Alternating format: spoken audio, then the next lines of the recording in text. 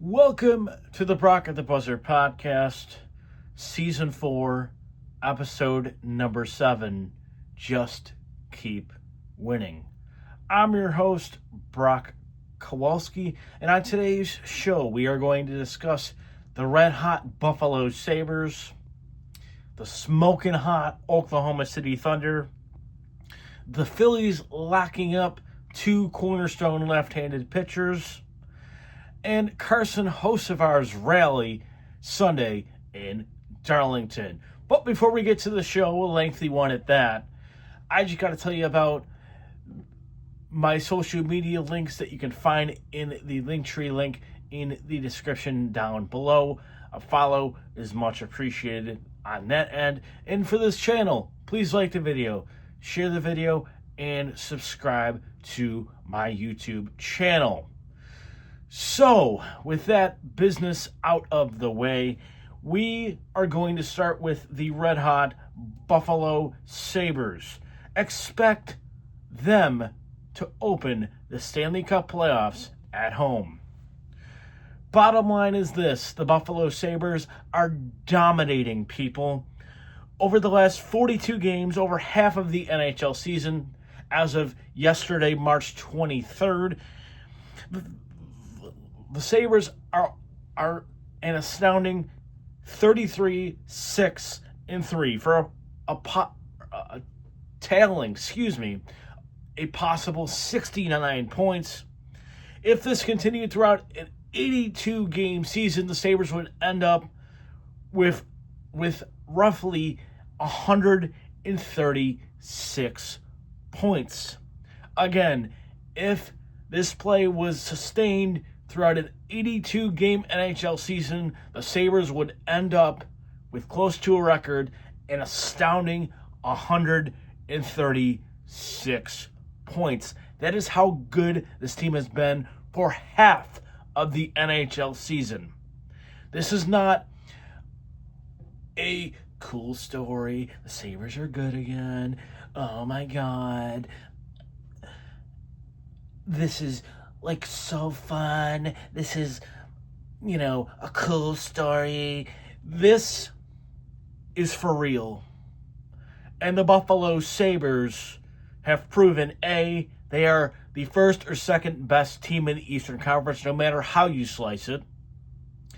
Buffalo Sabres fans should expect the Buffalo Sabres to open the Stanley Cup playoffs at home, considering they have a 4-point lead over the Tampa Bay Lightning, and they're just 1 point out of first place in the Eastern Conference. Oh yeah, this team came out of nowhere. That doesn't even exist anymore, because they've been doing this for over half of the NHL season. This is for real, and the Buffalo Sabres are a Stanley Cup contender. Yes, I'm going there. I've told people around town for months, don't go there, don't go. But I said, screw it. I'm not scared to admit it anymore, especially after this impressive Western Conference road trip that we will get into in just a moment. But the Buffalo Sabres are, in fact, a Stanley Cup contender. And Buffalo, we deserve this. We've earned this. We've waited for it very patiently.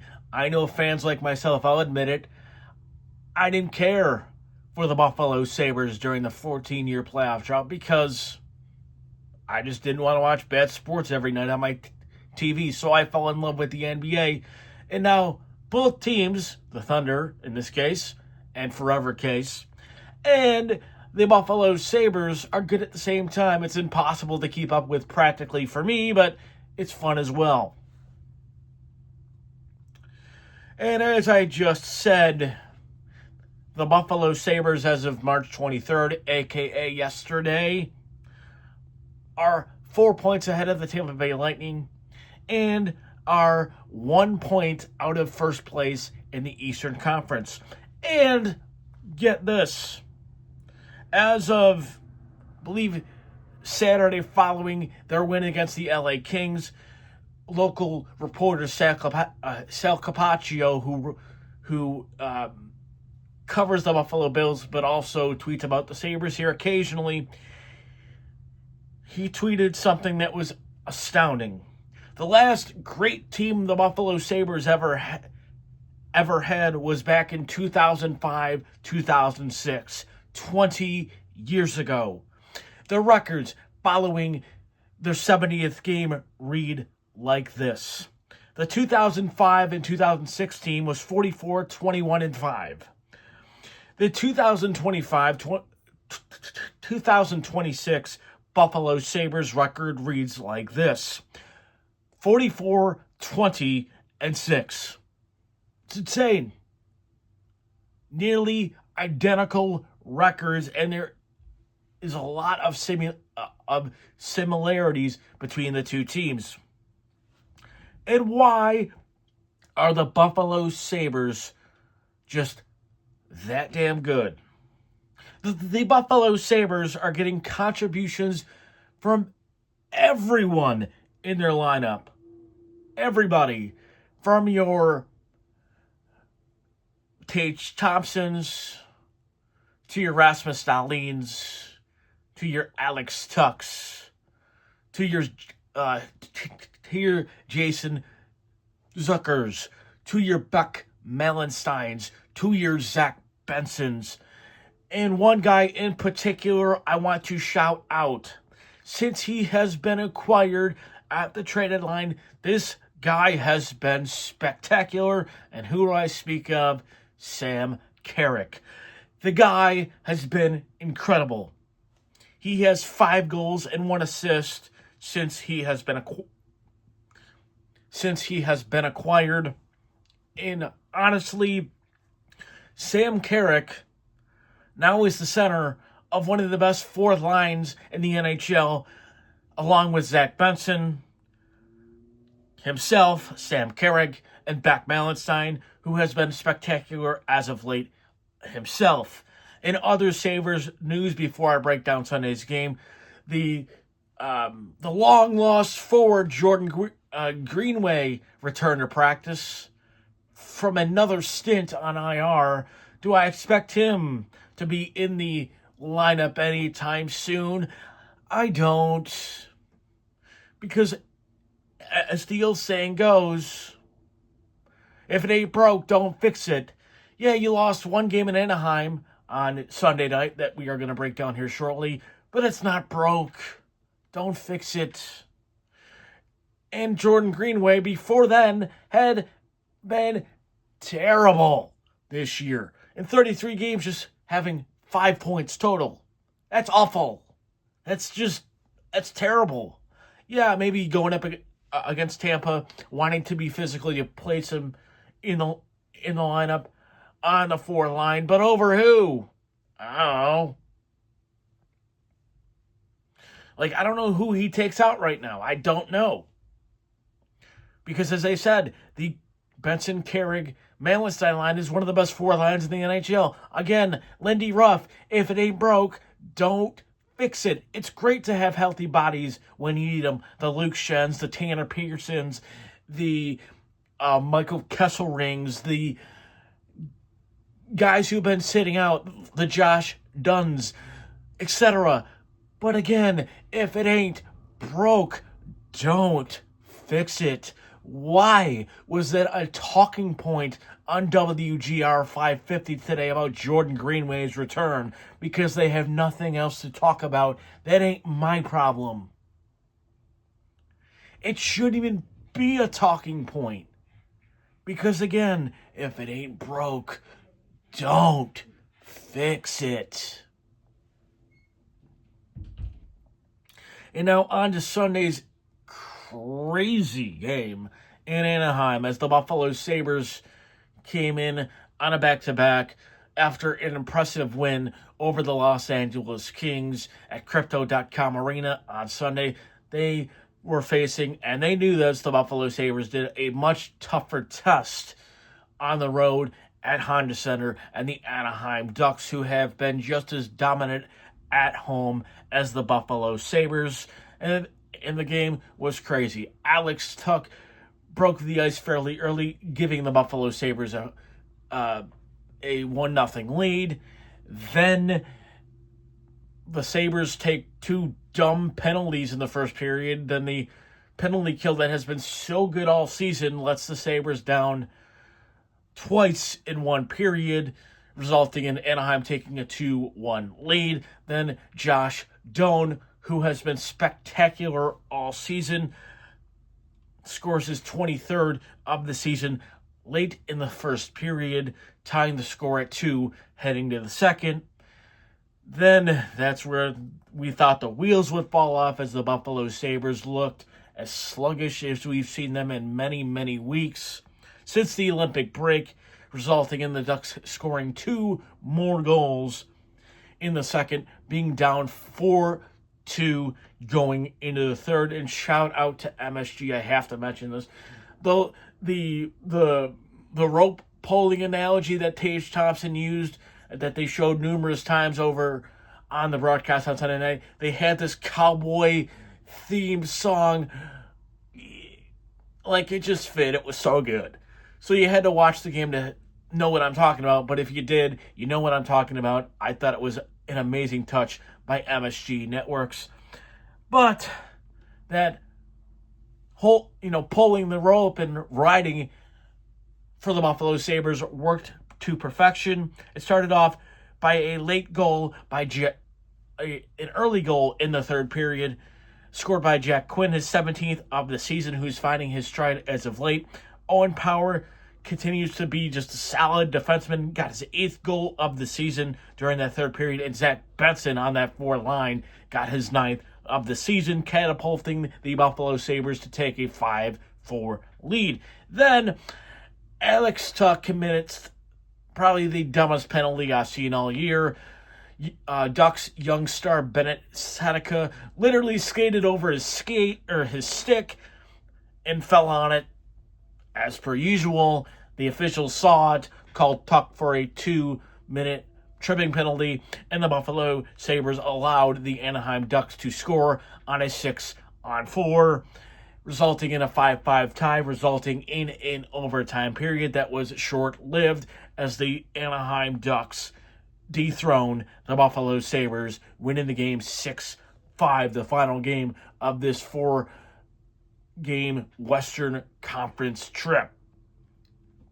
Because of March Madness, of course, but honestly, we don't talk about college basketball on this podcast because I don't care. There's no defense played ever.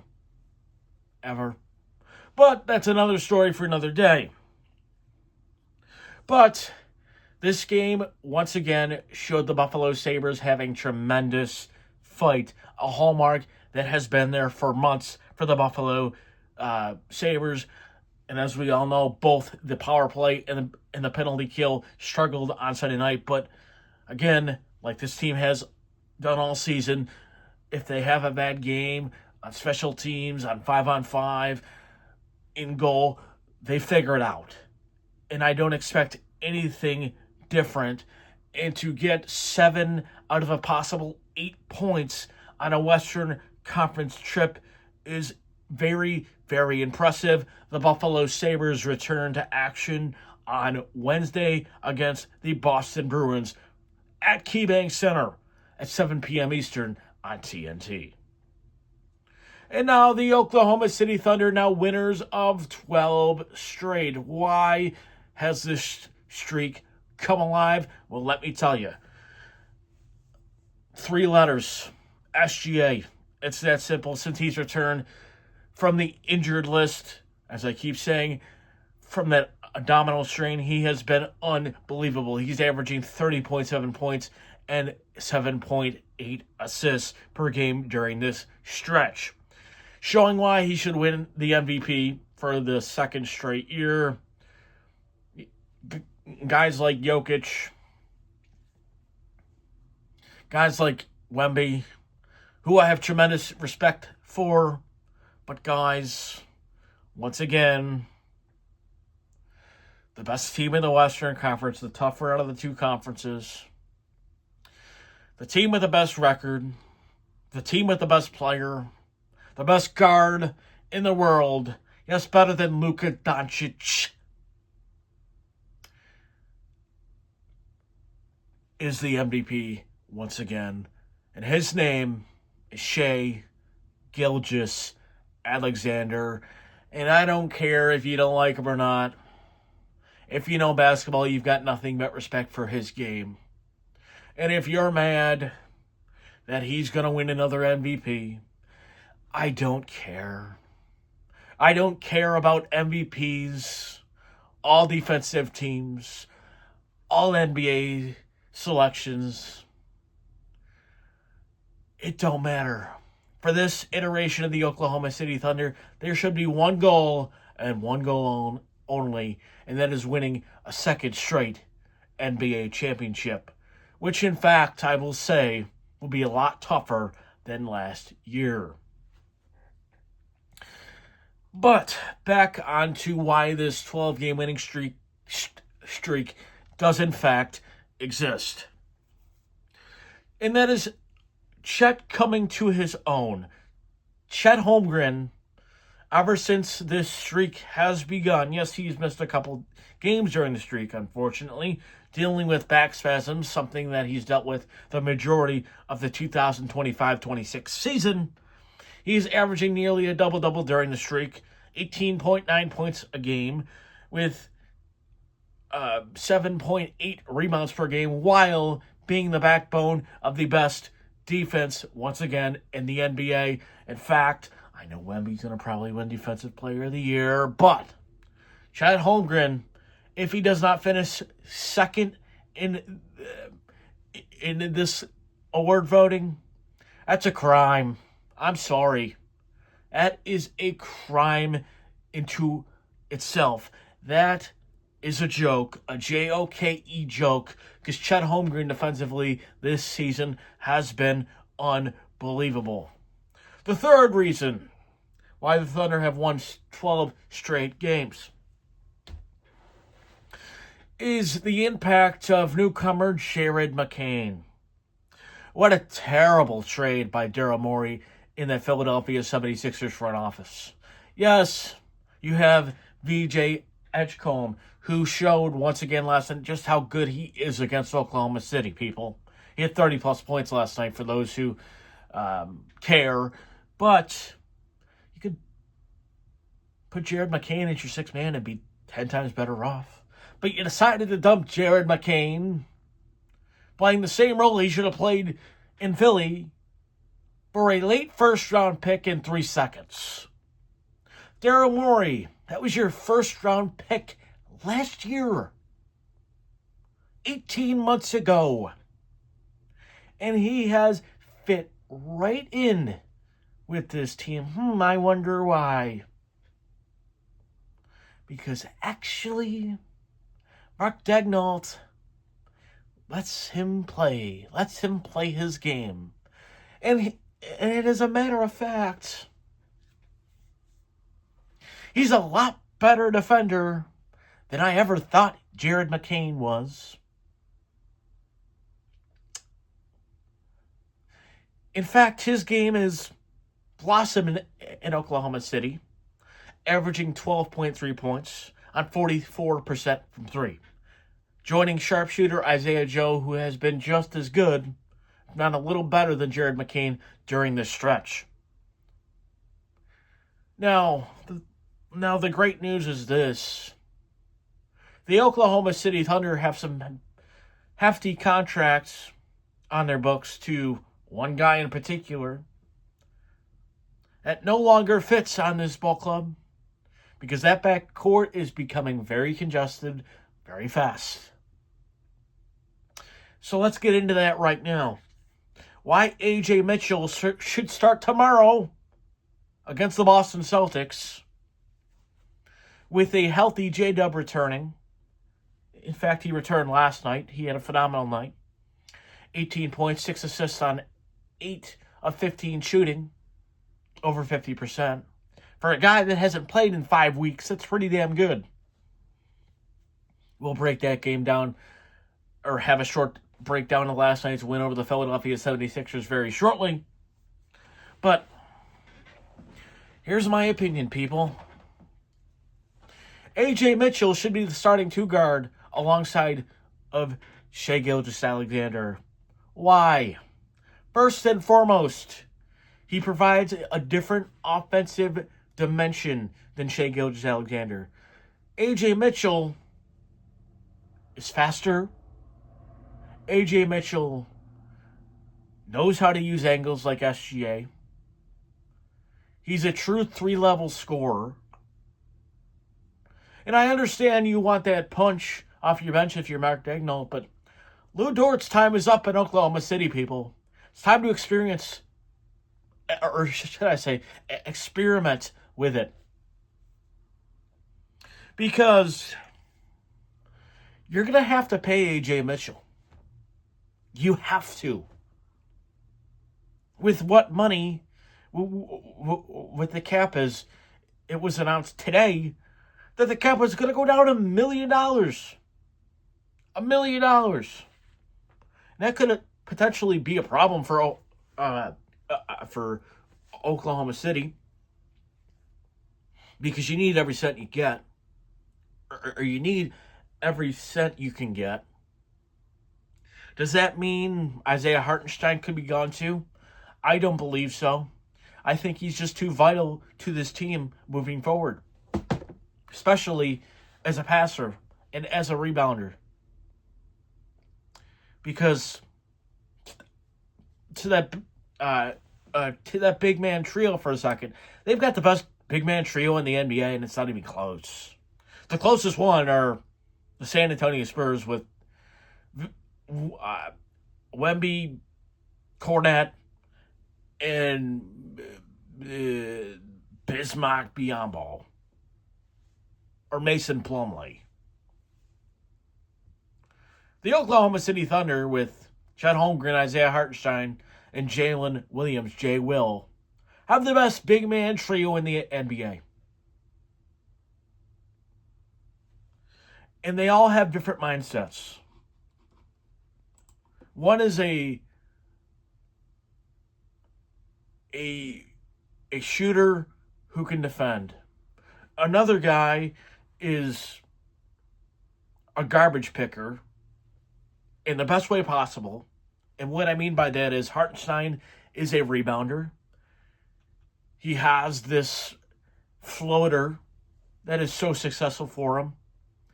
He's not going to put up huge numbers. He's a phenomenal passer, phenomenal screen setter. And Jalen Williams, J. Will, is a phenomenal rebounder, charge taker, and a phenomenal three-point shooter, especially as of late. So do you dump Hartenstein even though he's making $20 million on a team option next year? Nope. Who do you dump? His name is Lou Dort. I'm sorry, Oklahoma City Thunder fans, but that's reality. That's the reality that we are approaching of living in. Because the backcourt alone, right now, has Shai,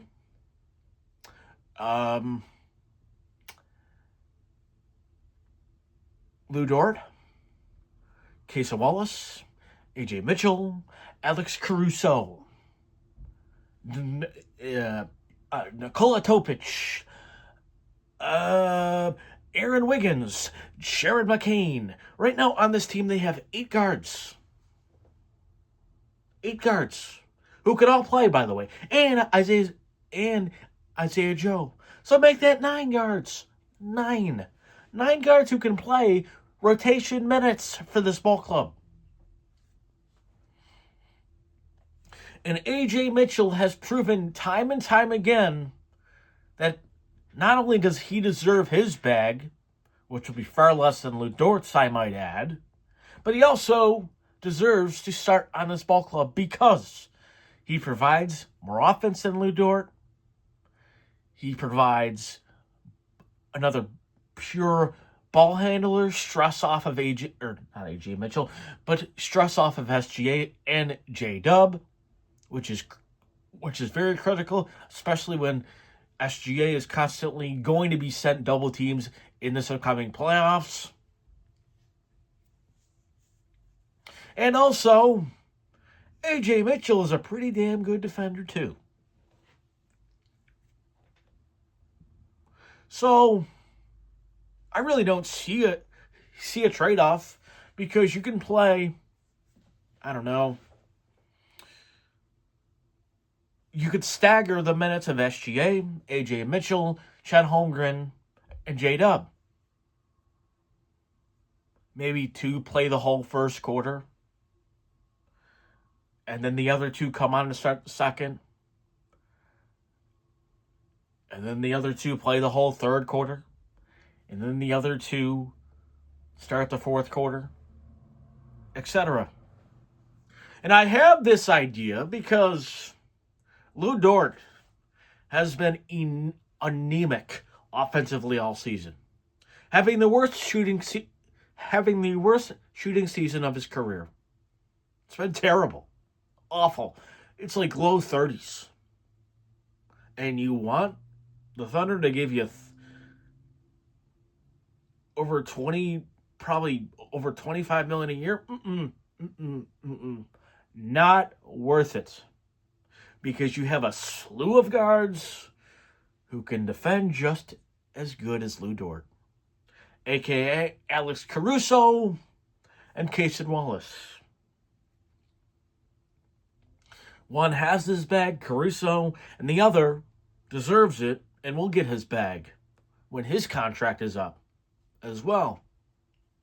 So, some sacrifices need to be made here at some point. And one of those sacrifices is going to be Lou Dort. In fact, Lou Dort has been so anemic offensively that he is not finishing games anymore. And when his team is healthy, guess who's going to be finishing games? AJ Mitchell. AJ Mitchell will be finishing games over Lou Dort in the postseason. Mark it down right now. AJ Mitchell will be finishing games over Lou Dort in the postseason. Mark it down. Because that's what's already happening. What is going to change that? In my opinion, as long as AJ Mitchell keeps being AJ Mitchell, nothing. And you're going to have to pay Lou Dort a big bag, because he's all defensive, or he was all defensive last year, and that counts for something on your next contract. So, what's the holdup here, Mark? Yes, Lou Dort will be a part of your playoff rotation, of course. But what's the holdup? You're not finishing with him anyway. I know the starting lineup doesn't really care or matter to Mark Daigneault much, but you've locked up a postseason berth. The worst, you'll probably finish is second to the San Antonio Spurs, who can't seem to lose either. So, in my opinion, tomorrow night in Boston, if I don't see a tweet from one of our great beat writers, Clement, Brandon Rabar, Justin Martinez, and if AJ Mitchell's name is not in it, and Lou Dort's is, to me that makes no sense. Why? Because you need to start building for the future. Seeing what the future looks like with AJ Mitchell. See if he deserves a bag like a Lou Dort got on his second contract. Because back then, Lou Dort deserved what he got. But now, I don't think Lou Dort is a part of the Thunder's plans moving forward. Because on the court, it doesn't make much sense.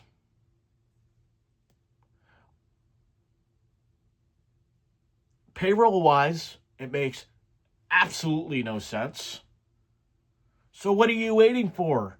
It's inevitable anyway, in my opinion. And if the Thunder pay, or if Sam Presti pays Lou Dort a big bag, I'm going to be very disappointed. Because there is no way, zero, you could keep SGA, J-Dub, Chad Holmgren, all already on massive extensions, which they've all earned. And pay Alex Caruso, Lou Dort, AJ Mitchell, and Cason Wallace, along with Jared McCain a few years on the line. You just can't do that. The math doesn't work. The math doesn't math. So you have to have cap casualties. And I think the first one of the championship team to say sayonara is Luguentz Dort. And Thunder fans, you better be ready for it because it's going to happen. Because there is a logjam in that backcourt. A logjam following this season. With contracts, with playing time, etc. Lou Dort is on a team option next year. The Thunder can easily save $17 million against their cap and decline that team option and have Lou Dort become a UFA on July 1st. And I think that's exactly what's going to happen here with Lou Dort. Now, on to the games that I've been yapping for over 30 minutes now. The game was yet another Thunder slaughter, 123-93 over the Philadelphia 76ers. SGA in like 29 minutes, 22 points, 5 assists. J-Dub, just over 20 minutes, 18 points, 6 assists, again on 8 of 15 shooting. J-Will has been playing off his head as of late, and that continues. 18 points, 8 rebounds off the bench. Chad Holmgren, 17 points and 9 boards. Jared McCain continues his double-digit scoring off the Thunder bench. He had 13 points and 2 assists in his return to Philly. And Isaiah Hartenstein, the rebounding monster, the passing magician in that front court for OKC, had a double-double last night, 11 points and 10 boards. Tomorrow night, the Oklahoma City Thunder take on the Boston Celtics from TD Garden. You can catch that on NBA League Pass at 7:30 p.m. Eastern. Now on to the Philadelphia Phillies as spring training comes to a close, or has come to a close in Clearwater, Florida. The defending NL East champion Phillies, led by Dave Dombrowski, decided to lock up 2 of their left-handed cornerstones. First came Jesus Luzardo early last week, locking him in through 2031 on a 5-year, $135 million contract. Luzardo was phenomenal late last year for the Phils and in October, and he posted numbers in his first season as a Philly, 15-7 record with a 3.92 ERA. And then a week later, the 2026 opening day starter for the Philadelphia Phillies, Christopher Sanchez, did the same, as he is locked in on a 6-year deal worth $107 million through 2032. Can't believe I'm saying that. That's insane. He finished second in the NL Cy Young voting, posting numbers that were astounding. 13-5 with a 2.50 ERA. And here is my opinion. I think these 2 signings of Luzardo and Sanchez are just as big as Kyle Schwarber. Why? Why would somebody say something like that? because it keeps the main thing the main thing. And what do I mean by that? This Phillies team has been crafted by phenomenal pitching, both starting pitching and bullpen for the last several seasons. In fact, I think that bullpen got better this offseason as well. So, pitching is the main thing, is the main ingredient for a successful Phillies team. And by signing these two lefties long term, is keeping the main thing the main thing. There are no questions about how good this rotation is going to be, other than maybe the 4 and 5 holes before Zach Wheeler does return with Taijuan Walker and rookie Andrew Painter. But Zach Wheeler is going to return at the end of the month here in April, according to all reports, which is great news for the Philadelphia Phillies. And if Aaron Nola pitches the way he pitched it against the U.S. for Italy, that's all I have to say is, and I love what Rob Thompson is doing to start the season. Yes, no Wheeler. So Christopher Sanchez gets opening day start. Aaron Nola, who's a righty, who is a pitcher at this point of his career. He's never been high velocity, but he is a pitcher. And then game 3 of the opening weekend series against the Texas Rangers, Jesus Luzardo finishes off the series on Sunday, and he can throw absolute gas. So you go lefty who can pitch, who has a nasty changeup, as we all know, Phillies fans, and a pitcher, and Aaron Nola, who was spectacular for Italy in the World Baseball Classic. And then you have Jesus Luzardo, who is coming off of the best stretch of his career, finishing off of last season and going into October. So that makes a lot of sense. And when Zach Wheeler returns, if this team can stay, or this pitching staff can stay 1 through 4 the entire way with a healthy Zach Wheeler, look out. And in the bullpen with Joan Duran, Brad Keller, the new addition there,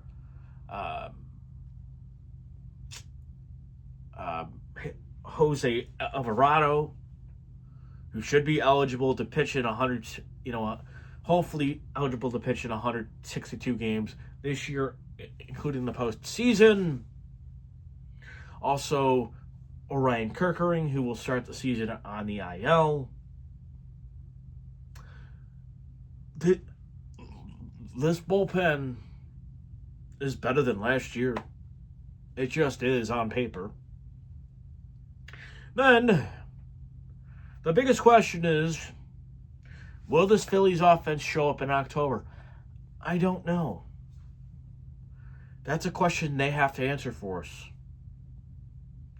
That is the biggest question. It's not going to be if the Phillies make the playoffs. It's going to be what they do once they get there.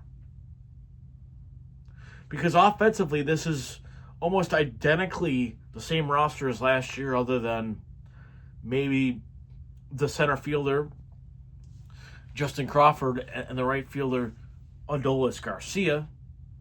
But the left fielder is the same. The third baseman is the same. The shortstop is the same. The second baseman is the same.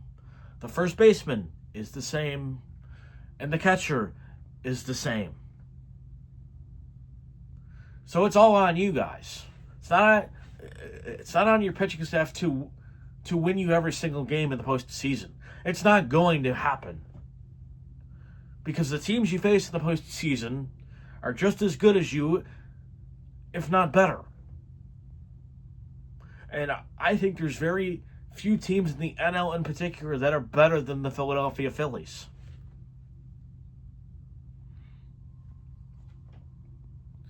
So what's your excuse now? Phillies offense, you've got no excuses left. Zero.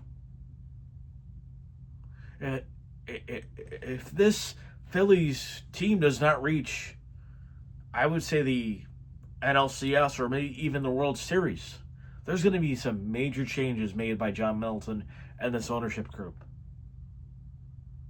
Because this team, in my opinion, is better on paper than last year's because your bullpen's better. You've got no excuses now. Absolutely zero. Zero, zilch, none. And the Phillies start their 162 game marathon on Thursday at 4:05 p.m. Eastern on Prime for me, but in Philadelphia, of course, NBC Sports Philadelphia against the Texas Rangers of the AL West. And now, to round this long podcast out, let's talk about the guy who we are going to be covering on this show moving forward. It's no longer Kyle Larson. Because I got sick of him. I got tired of the blah. I got tired of the boringness of Kyle Larson. Yes, he's a winner. He's a two-time champion. I understand this. But I wanted some guy that my people can get behind who haven't watched NASCAR or haven't even give NASCAR a chance because all they do is turn live. This young man, Carson Hocevar, once he starts winning races, which he hasn't yet, will be a superstar in the sport. And has the opportunity with his personality and his willingness to do things for the sport. As a 23-year-old, a guy like Kyle Larson refuses to do as a two-time champ.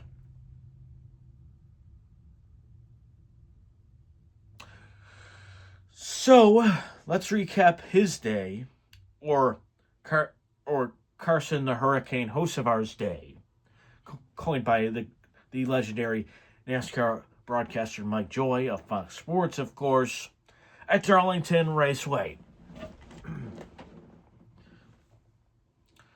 The number 77 Phillies Chevrolet team was tested early at Darlington as Hocevar brushed the wall in both practice and in qualifying, breaking an upper control arm. And for those of you who do not know what an upper control arm is, to dumb it down as dumb as I can make it, an upper control arm is essentially a part of the car that helps the car steer. Carson damaged that part, and the team was forced to repair it and make what NASCAR calls an unapproved adjustment, which means that the number 77 had to start at the back on Sunday, which is last place. 37th, I believe, was last this week. I'm not even sure because the field sizes change every week now, which is unfortunate, but you get my point. He started in last. Then, in the first stage, or the first segment of the race, Carson drove from last to 21st, which was good, with a terrible handling car, but the bad news was the number 77 car was a lap down to the leaders. In fact, Hocevar said that the car was so bad that it still felt, to quote him, it still felt broke on the radio. He said that numerous times during that opening run, which is not good. So veteran crew chief Luke Lambert made several big adjustments. The first one coming at the end of stage one, where Hocevar got a 16th place finish in stage two, staying on the lead lap, pitting halfway through or pitting earlier than than most of the lead lap cars, managing to get himself back on the lead lap despite falling back at the end of the second stage. He finished 16th and on the lead lap. Then Lambert made another big swing at the car, and it worked. In the last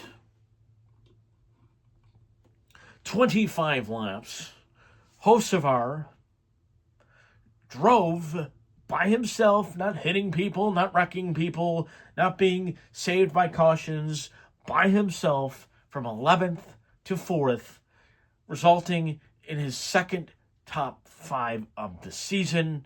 One of the best drives of his young career. And here is Sunday's race by the numbers. He started 16th, as the records may show, but he started from the rear, really. He finished 4th, points earned 33, point standings. He is 13th out of 16, 174 points from Sunday's winner, Tyler Reddick, who has won 4 out of the first 6 races, which is insane. And he's 12 points above the cut line, which is 16th, because obviously the top 16 in the regular season for the Cup Series make the chase, formerly known as the playoffs. I'm so glad they got rid of that moniker, because NASCAR's last 10 races should not be called the playoffs. It should be called the chase. The chase for the Cup is what it should be called. But it's not called that yet. It's called the chase. But you get my point. The next race for the number 77 Phillies ride the Dente Chevrolet will be on the car this weekend at Martinsville Speedway, Sunday, March 29th at 3:30 p.m. Eastern, only on FS1. And thank you so much for those of you who watched this hopefully incredible episode. Hope you all enjoyed. Again, please follow me on all of my social media links. You can find all of that in the Linktree link down below, as my voice is starting to get hoarse. Please like the video, share the video, and subscribe. And I'll see you all on the next one very, very soon. See you later.